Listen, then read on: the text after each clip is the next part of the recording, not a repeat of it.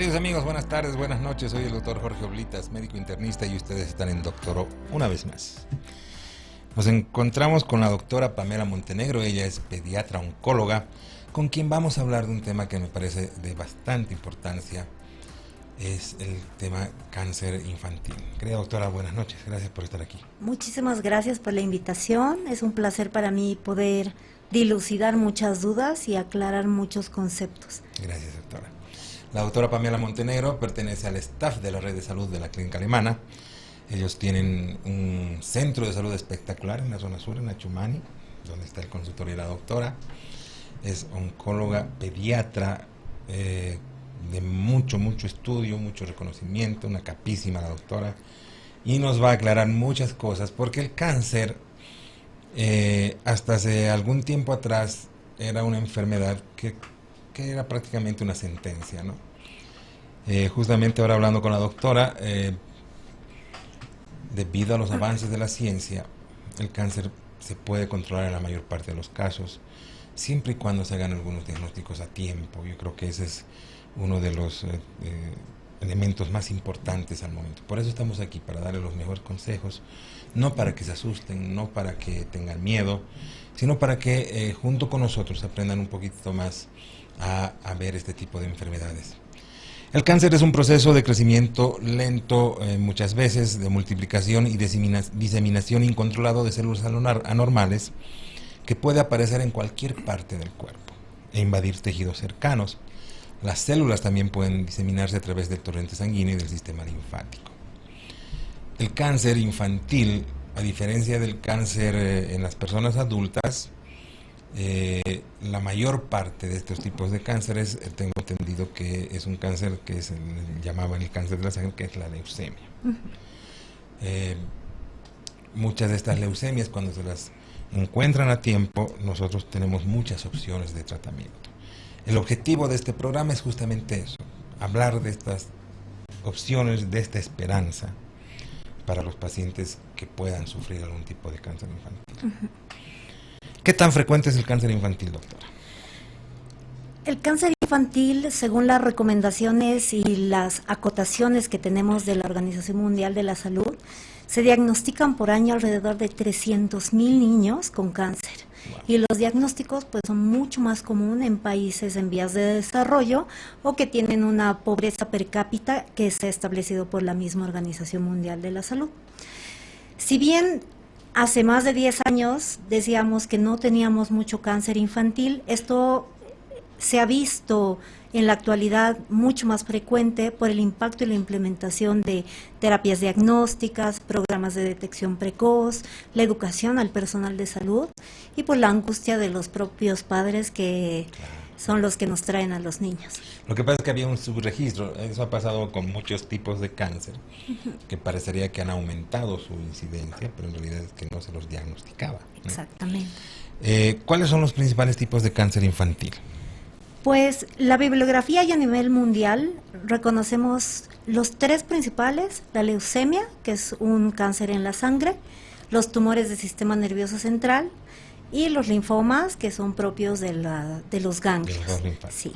Entre otros menos comunes están los neuroblastomas y los tumores de Wilms, que son propios del riñón.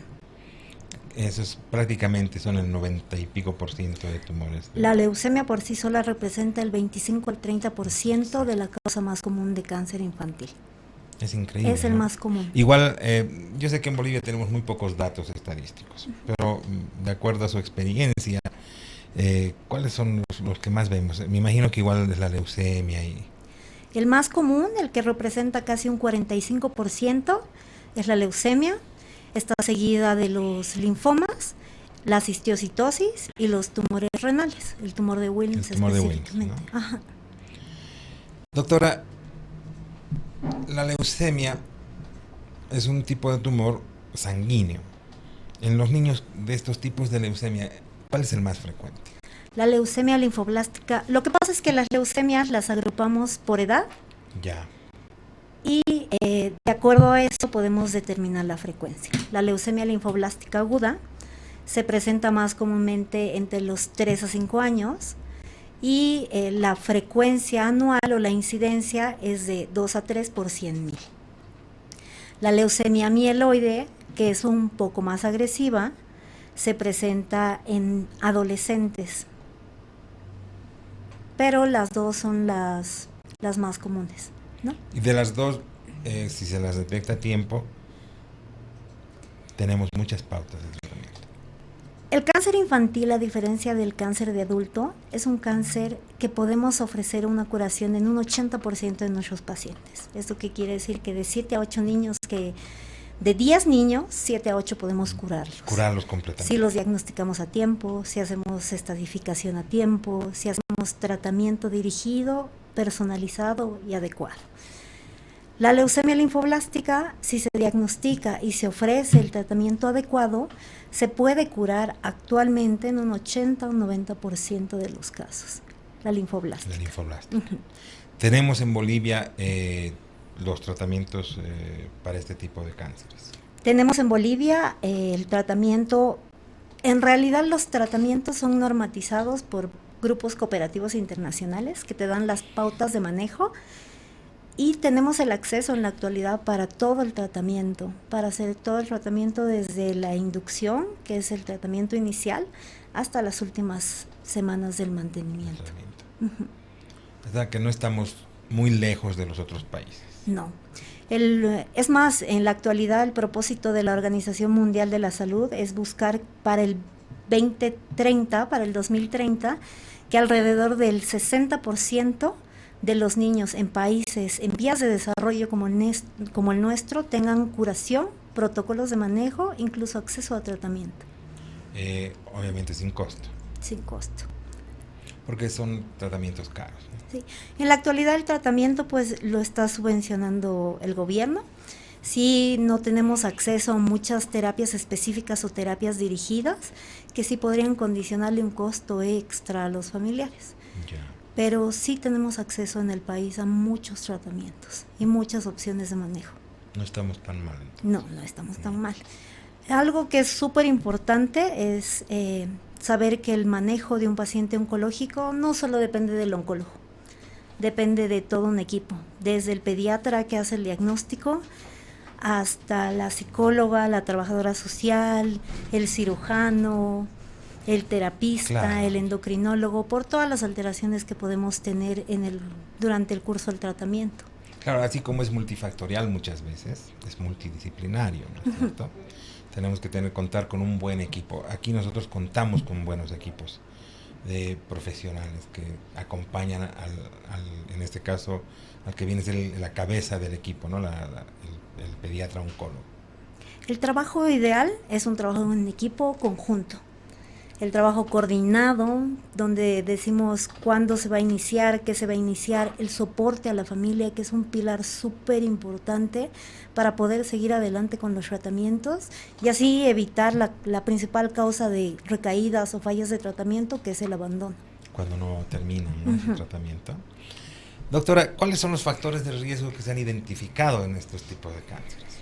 Pues a diferencia del adulto, el desarrollo del cáncer infantil es completamente diferente. Si bien sabemos que es un crecimiento acelerado anárquico, el niño como tal tiene múltiples factores que pueden ir desde ambientales, genéticos, que se registran muy pocos, y los factores de riesgo así asociados como las radiaciones, los pesticidas, antecedentes familiares. El mismo hecho de que el niño provenga de un embarazo de una mamá obesa, el niño haya nacido macrosómico, el trastorno hormonal que va a tener el niño puede condicionar a la larga algún tipo de cáncer. O los niños que nacen muy chiquitos, prematuros extremos, con muy bajo peso al nacer, se ha descrito en la bibliografía que estos pueden estar asociados con tumores en el hígado. Ya. Hay muchos factores también, la asociación con infecciones que nos puede condicionar la presencia de diferentes tipos de cánceres, como el Epstein-Barr, que se asocia a los linfomas, la hepatitis, B, que está en esquema de vacunación en el exterior, lamentablemente no lo tenemos nosotros, sería ideal que esté, porque nos previene cirrosis, nos previene hepatocarcinomas, el HPV, que son factores que nos pueden ayudar a prevenir. Algunos cánceres infantiles también tienen rasgos genéticos. Sí se describen, son muy poco común. Podríamos decir que tal vez un 5% están asociados a síndromes heredofamiliares como un Li-Fraumeni, pero son muy poquitos. El hecho de decir que un niño tiene cáncer porque la abuela, el tío o el primo han tenido cáncer podría ser una mutación de toda la línea germinal, pero es muy poquito, son 5%, son muy raros. O sea, no es que si mi tío ha tenido leucemia, no es que mis hijos están destinados a tener leucemia. No, son múltiples los factores que nos pueden afectar. Yo le pregunto esto los factores de riesgo porque para los médicos identificar los factores de riesgo es una gran arma, ¿no? Es una gran herramienta para eliminarlos, porque muchos de ellos son factores que se pueden eliminar. Desde la creo que la parte más importante de todo eso, antes de reconocer los factores de riesgo, es la adecuada exploración del niño cuando lo vemos. Cuando estamos ahí. Sí. Si bien la Asociación y la Academia Americana de Pediatría han puesto los lineamientos para atención de los niños, que sea mensual hasta el primer año, cada 6 meses y demás, el interrogatorio y el examen físico son las claves y los pilares importantes para que podamos sospechar de un cáncer. Si bien muchos de los síntomas que vamos a encontrar en nuestros niños son parecidos a las enfermedades, son comunes, y solo tienen detalles importantes que nos hacen sospechar y nos hacen pues abrir los ojos y decir, algo está pasando con este hijito, hay que hacerle algo más. ¿Y cuáles son más o menos esos datos que nos llaman la atención a nosotros como padres, tíos, que vamos a un bebé? ¿Cuándo lo llevaremos a un especialista? ¿Cuándo debemos sospechar? Pues cuando veamos que no podemos controlar el manejo. Digamos, el niño presenta fiebre, las características de la fiebre, que ésta no ceda con los antitérmicos habituales. Sabemos que las enfermedades comunes, desde un resfrío hasta una gastroenteritis, nos van a dar fiebre, pero si persiste más de 7, 10 días, debemos sospechar por qué persiste la fiebre. Los dolores de cabeza, los niños que hacen actividad física, están con el celular, las tabletas, te van a referir dolores de cabeza, pero estos van a pasar con analgésicos. Pero si es un dolor que lo despierta en la noche, que lo limita, es incapacitante, que se asocia a vómitos, que tiene alteraciones en la marcha, nos deben de llamar la atención. ¿Qué más? El peso. El peso. El peso, que existe una pérdida de peso de un 10% del peso corporal en los últimos 6 meses. Por eso es súper importante la exploración durante el examen del niño sano.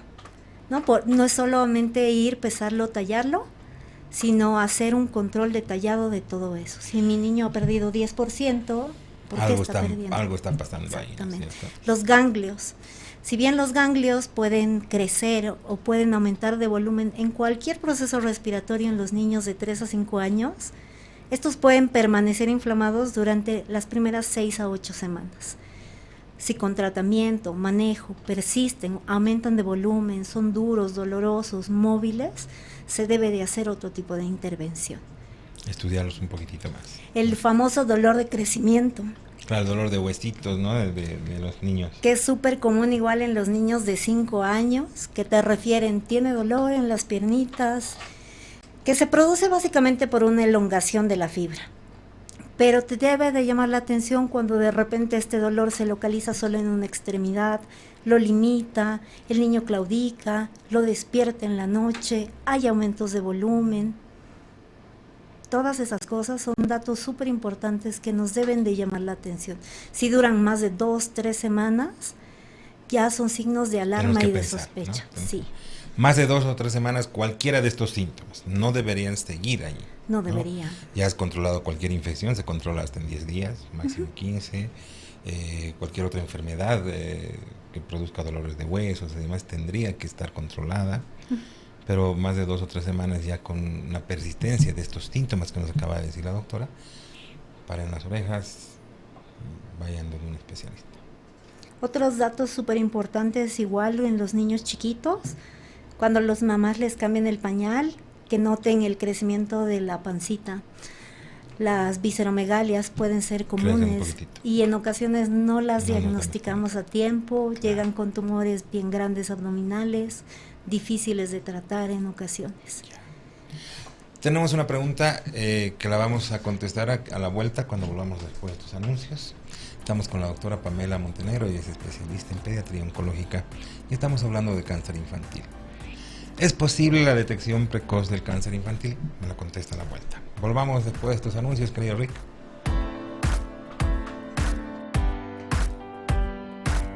Tenemos la primera pausa acá en Doctor O, como siempre aconsejándole muy bien.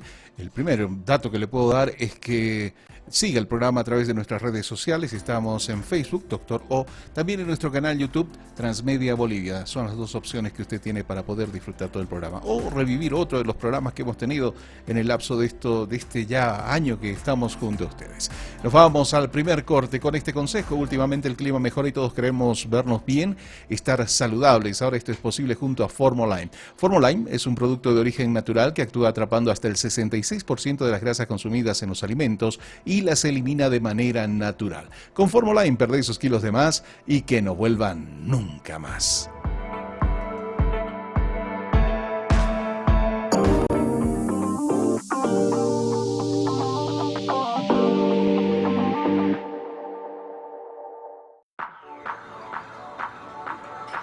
Yo hubiera querido verme así cuando tenía su edad, vieja.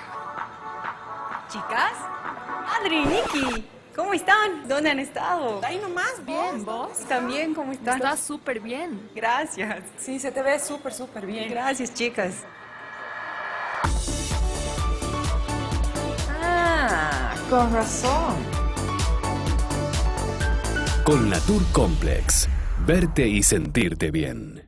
No te pierdas Infómanos de lunes a viernes a las 15 horas. Infómanos por Melodía, la mejor radio latina, y por www.transmedia.com.bo. Infómanos.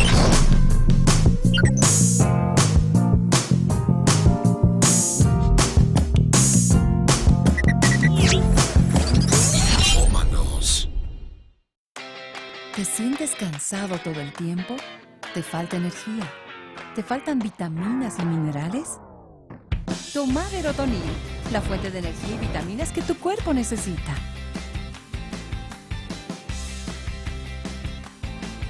Verotonil, activa tu energía.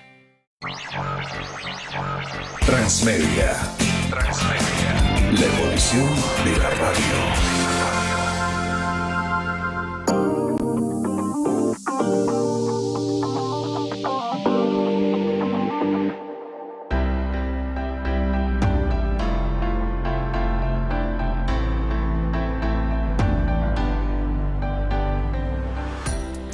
Estamos de retorno con la doctora Pamela Montenegro, ella es especialista en pediatría y oncología y habíamos quedado con una pregunta en el aire sobre la detección precoz del cáncer infantil. La mayoría de los cánceres infantiles inicialmente presentan signos y síntomas inespecíficos, lo que puede provocar que se detecten en fases ya avanzadas.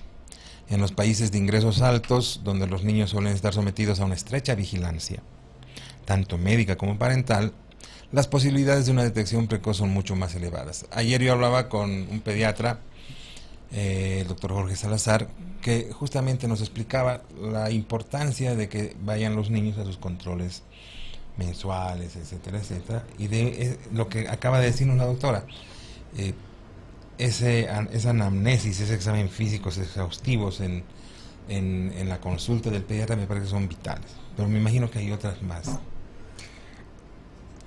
Pues el pilar fundamental para el diagnóstico y sospecha y detección precoz es la revisión del niño. La revisión y los datos que recabamos de los papás son los pilares para sospechar. Si bien sabemos que a diferencia del cáncer del adulto, no tenemos una prueba de tamiz o de screening para poder decir, no, pues este niño nos va a hacer alguna patología o algún cáncer, como el tabaquismo, que en la actualidad existen muchas campañas, o las campañas de Papa Nicolau, mamografía, que van a prevenirnos el cáncer de mama o cérvico-uterino, que son los más comunes en adulto. En los niños no tenemos ningún tipo de tamiz o screening. El pilar y lo ideal es la revisión del niño exhaustivamente, una adecuada exploración física, la presencia o hallazgos raros que tengamos. El niño debe ser inmediatamente referido donde un oncólogo pediatra ante la sospecha. ¿Qué pruebas, aparte de todo esto que es parte del trabajo médico, que es importantísimo, y que además es rutinario, que debería ser rutinario, algunas pruebas que se puedan pedir en ciertas poblaciones, por ejemplo, por ejemplo hay enfermedades virales que habíamos hablado, como la mononucleosis, el virus de la difteria, que están relacionados con algunos tipos de leucemias o linfomas. Se debería hacer algún estudio de esto, por ejemplo, si mi hijo ha tenido Epstein-Barr o una mononucleosis, ¿debería yo estar pendiente de él todo el tiempo o no es tan importante? Como les decía, lo más importante es la exploración. La exploración, los antecedentes. Lo que pasa es que cuando queremos, o los papás vienen y nos solicitan un estudio de imagen porque el niño tenía tos, pues lo único que vamos a hacer es someterlo a radiación al niño y aumentarle el riesgo de que desarrolle algún tipo de cáncer. Con las evaluaciones rutinarias, el control de los niños sanos y la referencia precoz, podemos hacer diagnósticos oportunos, tratamientos precoces y tratar y curar enfermedades que hoy por hoy se pueden curar. Que son, como habíamos visto, más del 80% de las soluciones. Es un gran número comparado con la época, por ejemplo, que yo estudiaba, ¿no? Que es... Claro.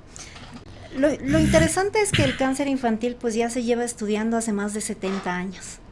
Los protocolos de manejo son completamente diferentes a los protocolos que se usan en adultos. Aparte, se estudian en niños, son tratamientos dirigidos, se adecúan y se adaptan a cada uno de los niños con el objetivo de reducir la toxicidad, reducir complicaciones y darle el adecuado tratamiento de acuerdo a su patología. No son protocolos de adultos que los adaptamos a niños. En la actualidad ya no se usa eso. Porque al principio era así, ¿no? Inicialmente hace como 70, 80 años. Es más, hace muchísimo más tiempo. Ahora inclusive son personalizados, ¿no? Exactamente. Es más, los grupos cooperativos del país que quieras, del continente que quieras ocupar, te dan las pautas de tratamiento y tú, de acuerdo a eso y a la respuesta de tu niño, la vas adaptando, adecuando dosis, modificando dosis, de acuerdo a cómo responde cada uno de los pacientes. En nuestro país, por las condiciones socioculturales, inclusive raciales, ¿hay alguna diferencia? Por ejemplo, estamos hablando ahorita de los tipos de cánceres más frecuentes que hemos hablado: leucemias, linfomas, tumores renales o del sistema neurológico. ¿En los manejos y tratamientos? Sí, y en la presentación del cuadro y demás. Pues no, la verdad no. Es igual en todos casos. Es igual. Si bien no va a venir como en el libro, te va a decir anemia, hepatoespleno, adenopatías, sangrados. Si bien no está tal cual sale la lista como en un libro, tú tienes que sentarte, integrar tu diagnóstico, reunir todos los datos e iniciar los manejos. Mientras más antes, mejor. Esa es una de las premisas importantísimas en todo tipo de enfermedades en general, pero en esta es particularmente vital, ¿no? En los niños sí, como les había mencionado, el cáncer en edad pediátrica se cura en un 80%, lo podemos curar, a diferencia de lo que se pensaba antiguamente. Hoy por hoy el cáncer infantil es la segunda causa de mortalidad más alta a nivel mundial, seguida de los accidentes de tránsito. Lo podemos curar, lo podemos tratar, Lo importante es el manejo multidisciplinario, que se difundan los métodos de diagnóstico, que se involucre al médico general, al pediatra, al médico de cabecera, El médico de familia, todos, médicos de primer donde se contacto. hace el triaje, ¿no? Sí, para que ellos distingan, reconozcan y decidan cuándo enviar al niño. La OMS incluso mencionaba que el retraso del diagnóstico es equivalente a 4 consultas médicas. Wow. Y eso es muchísimo tiempo. Eso es en los países en vías de desarrollo. En los países avanzados yo creo que están bien, Sí. no más. Pues, y lo importante en nuestro país, pues es el apego a tratamiento, hacerle entender al papá el tipo de enfermedad que se puede curar y que si bien se trata de una enfermedad catastrófica, hoy la podemos manejar. Sí, porque está en el grupo, como habíamos visto, en el grupo de enfermedades catastróficas, ¿no?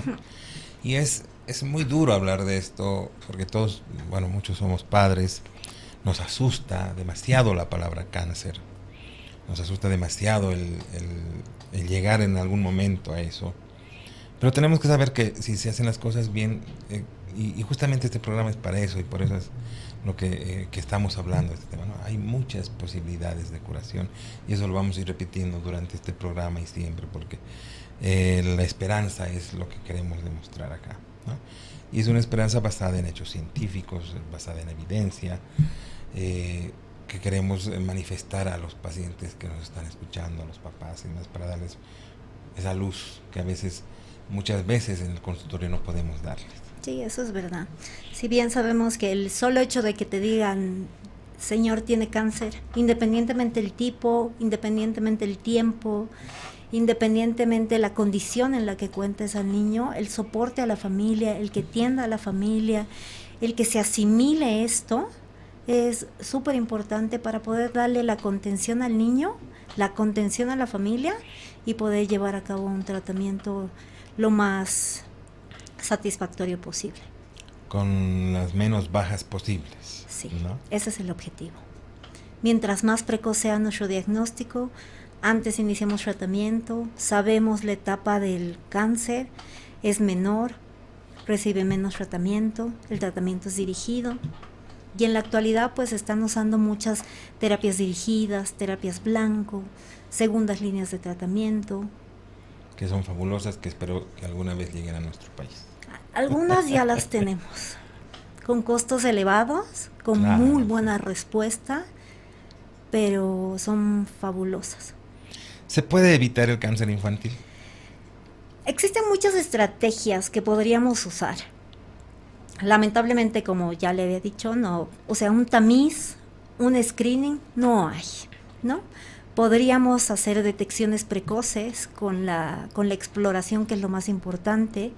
Un factor de prevención súper importante y descrito en la actualidad es la lactancia materna. Continúa siendo una estrategia súper efectiva como prevención para evitar o reducir el riesgo de leucemias y linfomas en los niños. Porque se ha encontrado relación, ¿no es Sí. cierto? Sí, es más, está en las últimas revisiones, te mencionan que la lactancia es uno de los pilares más importantes de estos. Otra estrategia, pues, es completar los esquemas de vacunación.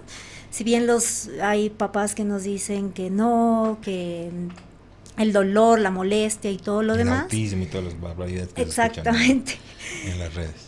La vacuna para la hepatitis B, como ya le había mencionado, pues nos va a conferir protección para la misma hepatitis B, nos va a evitar cirrosis y confiere protección en los casos de carcinoma hepatocelular. La vacuna del papiloma en los adolescentes, que no solo nos protege contra el cáncer cérvico-uterino, sino se ha visto que nos va a proteger contra cánceres de la cavidad oral y de la faringe, evitar el tabaquismo por parte de la mamá y el papá, que es medio complicado en algunos casos, el consumo de alcohol, si bien no lo vamos a restringir, que se reduzca, que sea limitado, evitar exposiciones prolongadas a la radiación, evitar las exposiciones en las horas pico, 11, 4 de la tarde, que los niños tengan Al sol. protección, evitar la exposición directa al sol a menores de 6 meses. Pero me dirán ahora los pacientes, ahora tenemos que cuidar de todo a nuestros hijos, ¿no? Pero es que de eso se trata, la ciencia es para eso, ¿no? Si te están diciendo que tienes que cuidarte de estas cosas porque se ha demostrado cierta relación científica entre estas cosas, entre el sol, la radiación, pero también existen muchos bulos. En la temporada de la pandemia ha salido el bulo del que el 5G es causado por muchas cosas y te iban a causar cáncer, porque te van a poner antenas cerca y demás.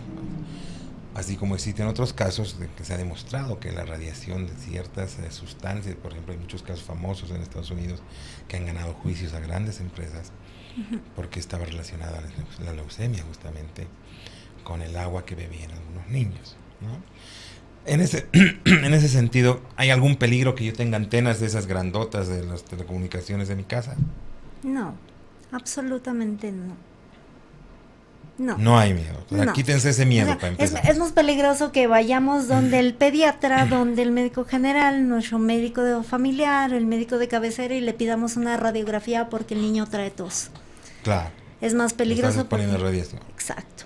O que nos exijan en algunos casos, cuando el niño sufre alguna caída y no ha tenido pérdida del estado de alerta, nunca se ha desmayado, que nos pidan radiografías, tomografías. Eso es más riesgoso. Claro, es lo que siempre les digo, se preocupan de eso, tienen terror de las antenitas estas que sabemos que no son lo que se dice, pero durante el embarazo han bebido, los padres fuman alrededor de los hijos, entonces hay un poco de ese tipo de segunda moral, ¿no? Sí, claro. Los fumadores que dicen, no, es que el cáncer me va a dar a mí porque yo soy el fumador activo. Pero los que recirculan son los contactos, son los vecinos. Y eso es lo que no sabemos, que es un factor de riesgo altísimo también para ellos, ¿no? Claro, ¿no? La ingesta de bebidas alcohólicas, el abuso de las bebidas alcohólicas, el uso de drogas también puede conferir o predisponer a Claro, diferentes tipos durante de el embarazo, cánceres. ¿cierto? Durante el embarazo, la radiación durante el embarazo, por eso se indica protecciones. Existen otros mitos alrededor de eso también, ¿no? Por ejemplo, antes me acuerdo que te decían no duermas, no pongas tu televisor detrás de tu cama o tu cama ahí cerca del televisor porque te puedes contagiar miles de enfermedades. El miedo siempre ha sido el cáncer. Sí, porque desconocemos lo que es. Porque si bien es una enfermedad que sí nos da miedo desde el momento del diagnóstico, tenemos que saber y reconocer que es una enfermedad que hoy por hoy la podemos tratar, tenemos forma de tratarla. Y si la diagnosticamos a tiempo, la podemos curar. Eso es la idea, Sí. encontrar a tiempo estas enfermedades, y este programa es para eso, para que se den cuenta, ¿no? Doctora, en cuanto al manejo del paciente con cáncer, sabemos que no es solamente el manejo con el paciente, sino con todo el entorno familiar. Los papás, los abuelos, los tíos. En Bolivia existen programas de ese tipo en el que, por ejemplo, tú te sientes con toda la familia, vayas a la casa, les hables, les muestres películas. ¿Se está haciendo eso aquí? Se están haciendo grupos de apoyo a los papás. Creo que una parte importante de estos grupos son los mismos grupos y asociaciones que forman los familiares de los niños con cáncer. Claro, claro. Ellos se dan soporte, se dan la contención, ellos saben y te dicen en muchas ocasiones lo que puede pasar si no tomas el medicamento. Claro, te van a ir aconsejando, ¿no? A mí me ha pasado esto, que no te pase. Los grupos de las unidades y los servicios de oncología, pues necesitamos y trabajamos de la mano con psicólogos, trabajadores sociales, necesitamos el apoyo de todos ellos para darle la contención a la familia. Si la familia no acepta esto, es muy difícil seguir. Tiene que haber, ¿no ve? Tiene que haber predisposición de la familia. Sí, sí. Estamos con la doctora Pamela Montenegro, ella pertenece al staff de la clínica alemana, de la red de salud alemana, con quienes tenemos este vínculo tan especial con el programa este año porque son parte de los que hacen posible este programa. La red de salud alemana es parte de la clínica alemana, es la clínica tradicional que está en la 6 de agosto, que ahora va a tener una clínica, una sucursal en la zona sur, tiene ya una red de salud importantísima, con más de 20 especialidades que están ahí mismo en el centro de salud, ahí está la doctora que está ahora acompañándonos. Y tienen 40 especialidades a llamado, o sea que es espectacular. Cualquier problema de ustedes que tengan de salud, no duden en ir por ahí. Tenemos que irnos a una pausa, vamos a volver a seguir conversando con la doctora Pamela Montenegro. Soy el doctor Jorge Orlitas, médico internista, y ustedes están en Doctor O.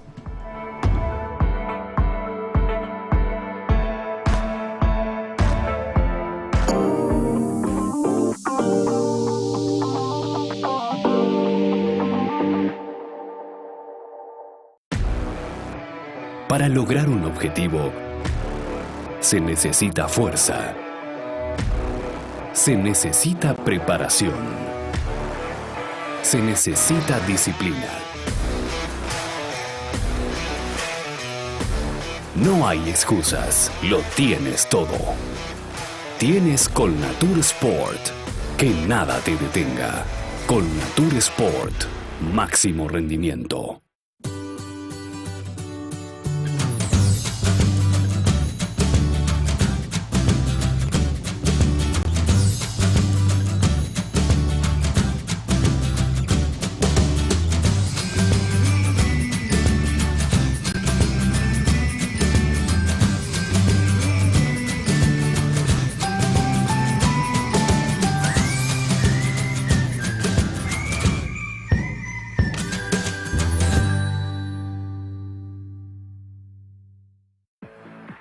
Dai, este vestido te va a quedar perfecto.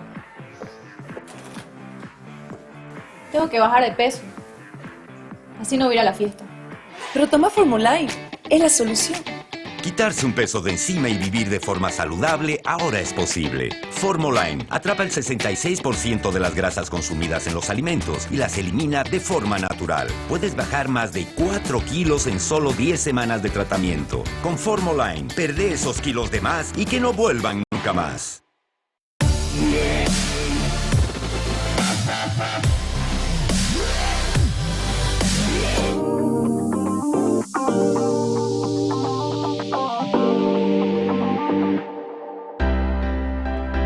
Y la verdad es un gusto acompañarlos, como siempre, a través de nuestra página web. Estamos en www.transmedia.com.bo para todo el planeta. También usted puede ver el programa a través de nuestro canal YouTube Transmedia Bolivia o el Facebook Doctor O. Son las opciones que tiene para disfrutar en vivo Doctor O. Y atención, porque el mejor regalo para ti y tu familia es el bienestar. Colnatur Complex es el colágeno hidrolizado número 1 de Bolivia. Los beneficios de Colnatur son: repara huesos y tendones, regenera músculos y cartílagos, lubrica articulaciones, fortalece ligamentos, uñas y cabellos, aporta firmeza y elasticidad a la piel. Elige tu Colnatur preferido. Colnatur, expertos en colágeno, es un producto distribuido por Laboratorios Bagó de Bolivia.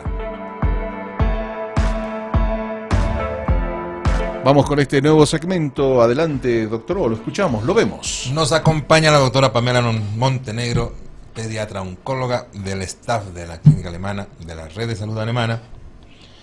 Tenemos muchas preguntas que nos están haciendo aquí en las redes. Estoy anotando las mejores. Va. ¿Es más frecuente en niños o en niñas el cáncer infantil? Depende. ¿Las leucemias, por ejemplo? La leucemia 1.4 en relación a 1, más común en niños que en niñas. ¿Hay algún cáncer más frecuente en niñas? Los germinales, podríamos decir, que afectan directamente ovarios. Que son rarísimos. Son muy raros.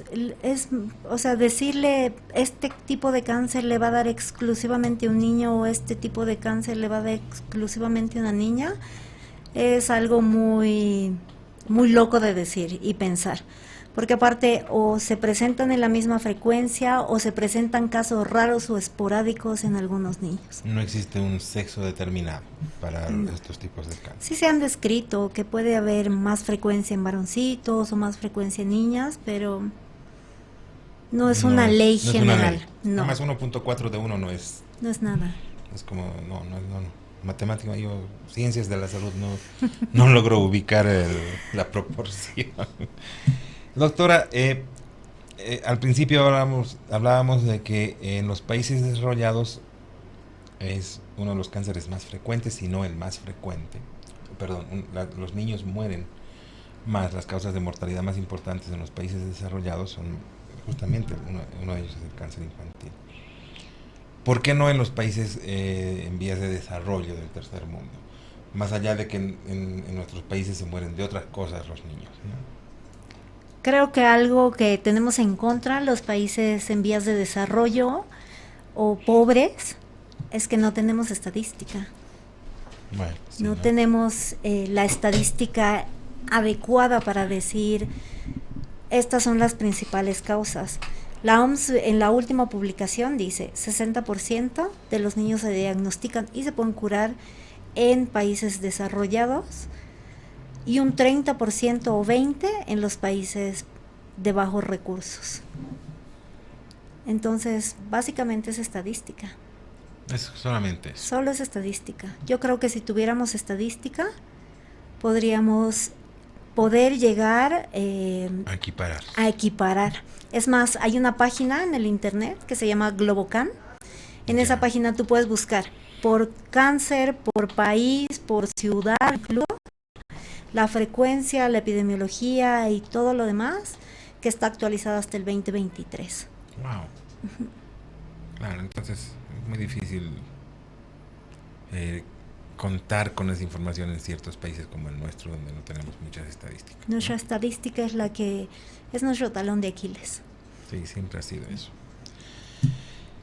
Mucho se ha hablado de la actividad física como parte de la recuperación de los niños. ¿Existe evidencia científica? ¿Actividad física como recuperación? Sí, se usa mucho esto de la actividad física. Pues es muy relativo, ¿no? Los niños, lo ideal es tener un niño sano, con peso adecuado, con buena alimentación. Si tenemos, como le decía, el cáncer es una evolución muy rápida, y cuando el niño está predispuesto o hay una alteración celular o una alteración directa al DNA y al sistema inmune, el riesgo de desarrollo de cáncer, independientemente tengamos una vida sana, no tengamos hábitos tóxicos, podríamos pues tener o desarrollar algún tipo de cáncer, independientemente de eso. Sí. Sí, el ejercicio físico es vital para muchas cosas. ¿No? Es más, hace algunos años hay muchas publicaciones que relacionan el consumo de carne roja con la mayor incidencia de tumores del sistema nervioso central. Y ha habido mucha gente, y por eso hoy por hoy ves muchos vegetarianos o gente que pues ya no introduce en su dieta carnes rojas. También se hablaron de los embutidos y demás, ¿no es cierto? Para como grandes factores de riesgo para la aparición de distintos cánceres. Así es. Dentro de los tratamientos, parte que ya son parte de la esfera de la parte paliativa, se puede decir, se han vinculado mucho algunas terapias con animalitos, con los perritos. ¿Tiene algún beneficio? El soporte emocional es el pilar importante para nuestros niños. La terapia paliativa es una terapia de soporte, que muchos la confunden como la terapia en la parte terminal de la vida. Claro. Que eso pues está mal. La terapia paliativa hoy por hoy integra un equipo tan grande que va desde psicólogos, psiquiatras, pediatras, médicos especialistas en dolor, paliativistas que ya han hecho varios cursos. Entonces, le dan el soporte a los papás, le dan el soporte a la familia y le dan el soporte al niño, que eso es lo ideal. La terapia paliativa debería ir de la mano desde el diagnóstico en algunas enfermedades. Siempre. Y es lo que no hacemos. Pensamos que la terapia paliativa es para la parte para final. La fase terminal, que no es, bueno, sí es importante en la fase terminal, pero la paliativa es fabulosa en este tipo de enfermedades catastróficas.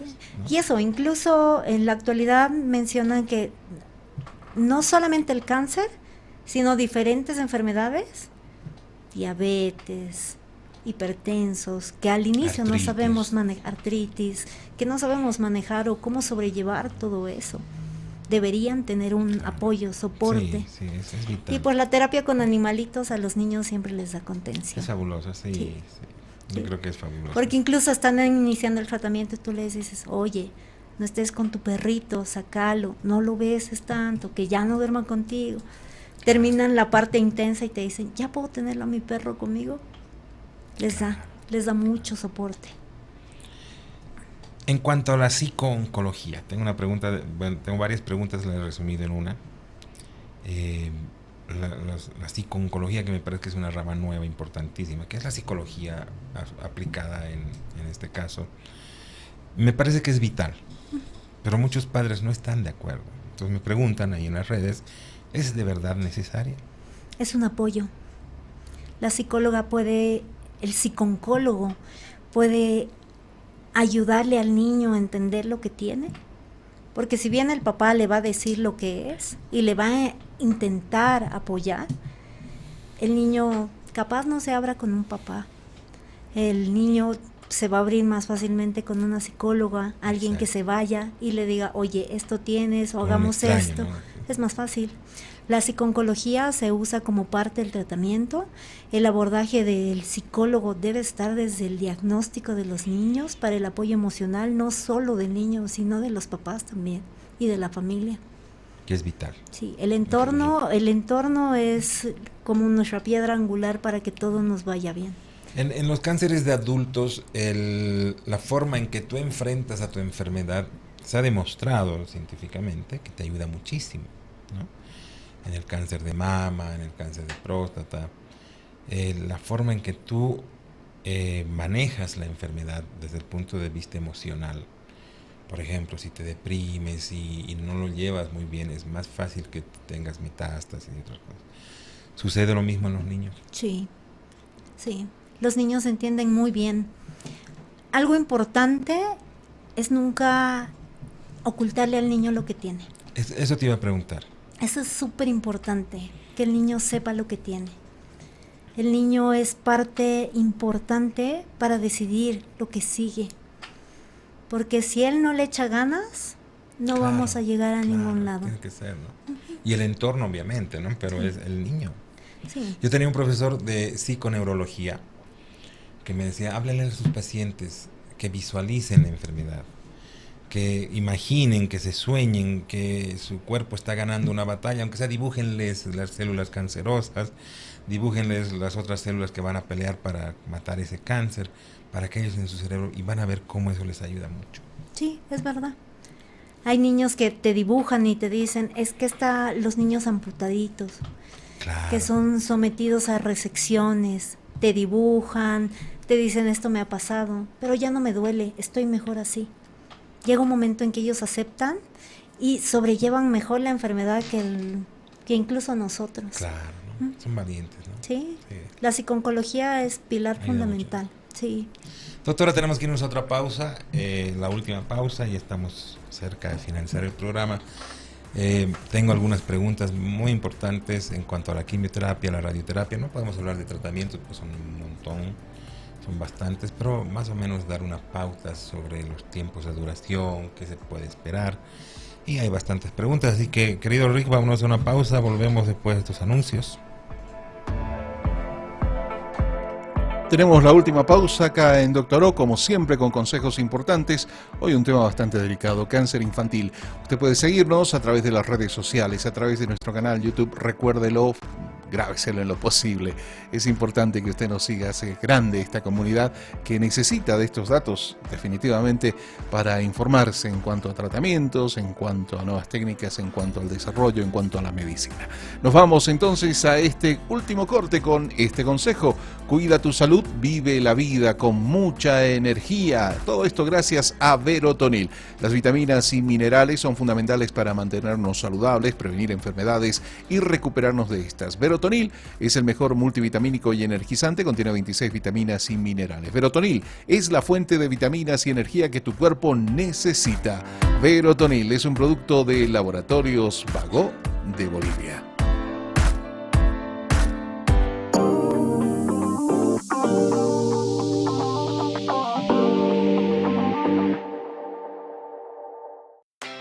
¿Te sientes cansado todo el tiempo? ¿Te falta energía? ¿Te faltan vitaminas y minerales? Toma Verotonil, la fuente de energía y vitaminas que tu cuerpo necesita.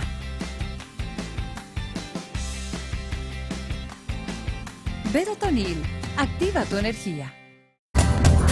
Transmedia, la evolución de la radio. 24 horas contigo. www.transmedia.com.bo. ¿Cómo es? ¿Un partidito? Ya, yo elijo a Osvaldo. Yo elijo a Panchito. Yo a Ricardo. Yo a Sebas. A mi papá.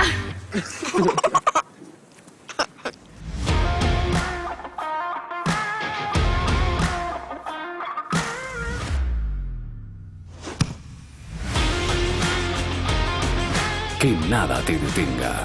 Con Natur Sport, máximo rendimiento. No te pierdas Infómanos de lunes a viernes a las 15 horas. Infómanos por Melodía, la mejor radio latina, y por www.transmedia.com.bo. Infómanos. Infómanos.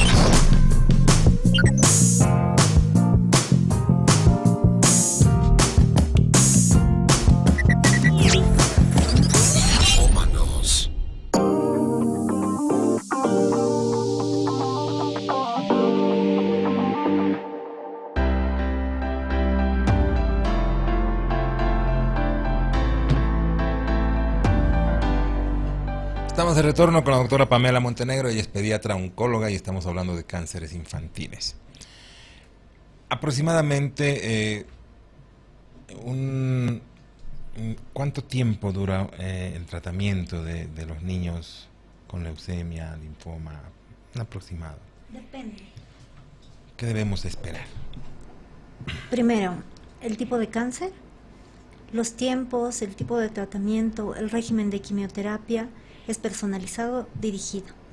En una leucemia se espera que el tiempo de duración del tratamiento sea de aproximadamente 2 a 3 años.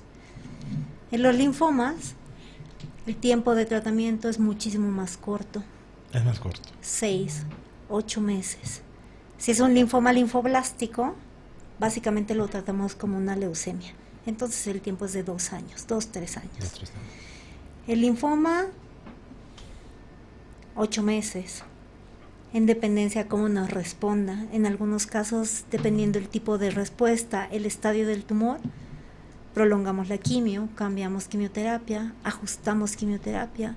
Es importante también que sepamos que la base del tratamiento del cáncer no es solo la quimio. Va aunada a ella, va la cirugía, va la radioterapia, que son un complemento ideal.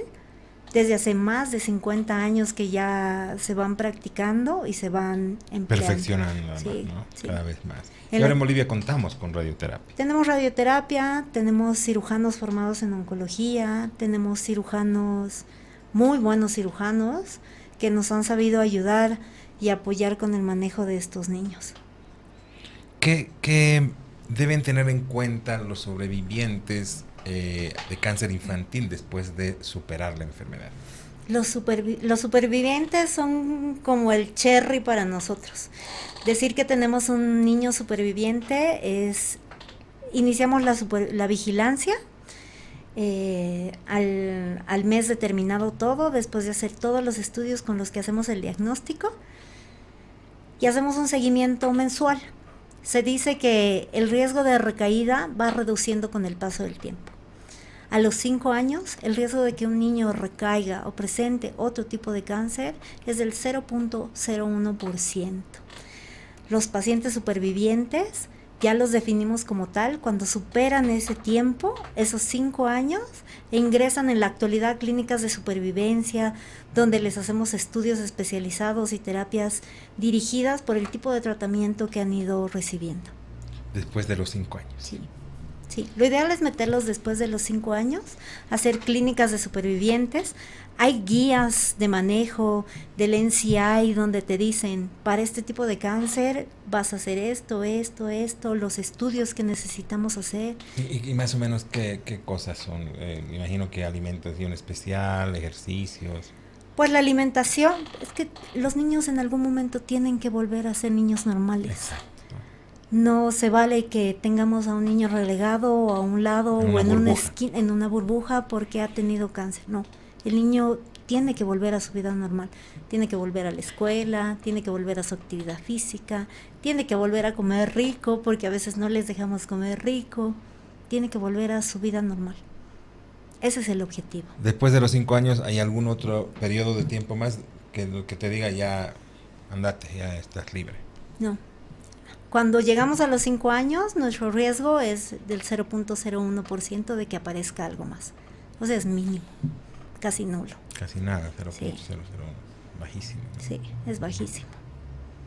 Y tener supervivientes es así, maravilloso. Eso te iba a decir. Es una especialidad de verdad, además de importantísima. Tienes los dos lados de la vida, ¿no? Sí. La alegría de ver a un niño, tú que amas a los niños, por eso te has especializado en pediatría, verlos salir de esa enfermedad, ¿no? De haber atravesado ese mar que ha sido tan difícil del tratamiento, las posibles recaídas, el llanto de los papás, los efectos secundarios y todo eso, ¿no? Pero lo ves sobreviviente y es feliz. Es la emoción más grande, la felicidad es incomparable. Es algo que no se compara con nada. Claro, ver esa sonrisa de ese niño me imagino que es. Que venga después de 3, 4 años con el cabello lleno de rulos, o con el cabello largo o grande, o que vengan los niños que ya superan más de 5 años de vigilancia con sus bebés. Claro, ya. Es emocionante, de verdad, es un logro. Te reconforta el alma. Y dices, pues ya para eso he estudiado, ¿no? Sí. ¿Cómo se aplica la radioterapia en niños? ¿Es igual que en adultos? Es igual que en adultos. Las dosis son hiperfraccionadas generalmente. Va a depender mucho del especialista que nos apoye en el manejo, va a depender mucho del tipo de tumor, va a depender mucho de la localización. Básicamente es eso. Pero es casi lo mismo. Es igual. Tengo una pregunta que me anda rondando, que son como 10 personas que me han hecho estas preguntas. Nos asustan los ganglios, el tener una pelotita aquí en el cuello, en la ingle o en la axila. Y tengo una pregunta de una paciente que me dice, mi hijo tiene 16 años y le han descubierto un ganglio que está inflamado en el cuello. Le han hecho pruebas de cultivo faríngeo y ha salido una bacteria y le están dando antibióticos. ¿Debería seguirme preocupando? Primero, ¿cuánto tiempo está en tratamiento? Está 2 semanas. 2. Los ganglios vuelven a su tamaño normal en un tiempo de 6 a 8 semanas, que es lo prudente esperar. Si a pesar de eso aumenta de tamaño, es doloroso, encontramos más adenopatías, pues se debería hacer otro tipo de abordaje. Si persiste más de 8 semanas, lo ideal es que se revalore. Si persisten en 6 a 8 semanas, el ganglio crecido, la linfadenopatía. Sí, y depende de la localización, además. Los cervicales generalmente cuando superan los 2 centímetros nos deben de llamar la atención. En niños vamos a encontrar microadenopatías de 0.5 a 1, que van pasando solas, incluso algunas se infartan y están ahí de por vida. Pero si es un ganglio de 2 centímetros en el cuello o que crece, móvil, nos debe de llamar la atención. En la axila también. Atención con eso. Sí, ¿no? Si notan que de repente el niño presenta un ganglio en los codos o en las rodillas o detrás de las rodillas, esos deben ir inmediatamente donde su médico de cabecera para que lo refiera con nosotros. Que vayan directo a la doctora Pamela. Que vayan directo. Que se vayan al centro de salud de la clínica alemana, el centro de salud alemana, que está en Achumani, y que la visiten a la doctora. Es importantísimo, yo creo que es vital, lo hemos repetido desde el principio del programa. El diagnosticar de la manera más precoz es importante para la sobrevida, para la recuperación, para curarse de la enfermedad. Sí, tenemos que ofrecer niños con futuro y podemos ofrecer niños con opción a curación hoy por hoy. Sí se puede. Doctora, usted está en la red de salud alemana en la calle 5 de Achumani. Sí, en la calle 5 de Achumani está el centro médico y pues la clínica que la tenemos en la 6 de agosto. Y que pronto tendremos una clínica en la zona sur, la sucursal de la clínica alemana, igual ahí en Achumani, ¿verdad? Sí, junto al centro médico. ¿Cuáles son sus horarios de trabajo, doctora? A mí me encuentran en el centro médico los días miércoles y viernes de 4 a 6. Pero pues Una Cuando llamadita guste. a cualquier momento al teléfono que está ahí en sus pantallas, el 752-15608. Ha sido un gusto conversar con usted, doctora. Hemos aprendido hartísimo. Espero que las personas que nos hayan visto hayan podido también aprender y estar más tranquilas. Y sobre todo, estar espabiladas, como dicen allá. Pues sí. Un gusto para mí, muchísimas gracias. Creo que es súper importante que todos, desde papás hasta médicos, conozcamos las características más importantes para poder abordar a estos niños precozmente. Claro. Y yo le propongo que volvamos en otro programa, en la segunda parte, porque esta ha sido una generalidad sobre todo, para que hablemos de leucemias, que me parece que es importante. Perfecto. Queridos amigos, el tiempo nos gana como siempre, tenemos que irnos, pero estamos felices porque hemos hecho un gran programa con la doctora Pamela Montenegro, de un tema que es escabroso, pero que es importante. Volvemos en el próximo programa con más temas sobre su salud. Querido Rick, vámonos, se acabó el tiempo.